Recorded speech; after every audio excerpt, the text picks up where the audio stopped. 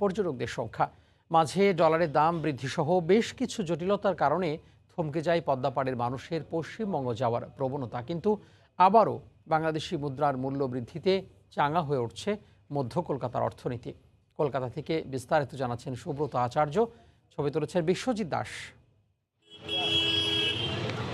কেউ আসেন চিকিৎসা করাতে, কেউ বা বেড়াতে। চিকিৎসা বেড়ানোর মাঝে চলে কেনাকাটা।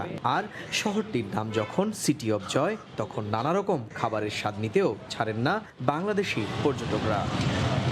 মধ্য কলকাতার মার্কুরি স্ট্রিট, সদর স্ট্রিট, রফি আহমেদ খিদা স্ট্রিট, নিউ মার্কেট এলাকার অলিগলি বাংলাদেশের পর্যটকদের বরাবরই চেনা জানা। কারণ একটু অবসরে যারা বিদেশে যাওয়ার স্বাদ নিতে চান, তাদের পছন্দের তালিকায় প্রতিবেশী কলকাতা থাকে শীর্ষে। চিকিৎসা এবং বেড়ানো দুটো কাজে আপনি কেন এসেছেন? চিকিৎসা এবং বেড়ানোর জন্য।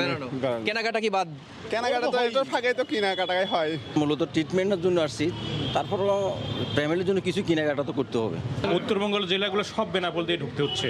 যদি গেটের ব্যাপারটা খুলে দেয় তাহলে অনেক পর্যটক আরো বেশি হবে। করোনার কারণে 2 বছর মুখ থুবড়ে পড়েছিল পর্যটন শিল্প। ধাক্কা লেগেছিল এই শহরেও। পরবর্তীত পরিস্থিতি ঘুরে দাঁড়ানোর সময় বিশ্বে আসে ইউক্রেন রাশিয়ার মতো যুদ্ধ অবস্থার প্রভাব। ঝিমিয়ে পড়তে শুরু করে বিশ্ব অর্থনীতি। যদিও সম্প্রতি বাংলাদেশের টাকার মান কিছুটা বেড়ে যাওয়ায় ইতিবাচক প্রভাব পড়েছে ভারতের পর্যটন শিল্পে।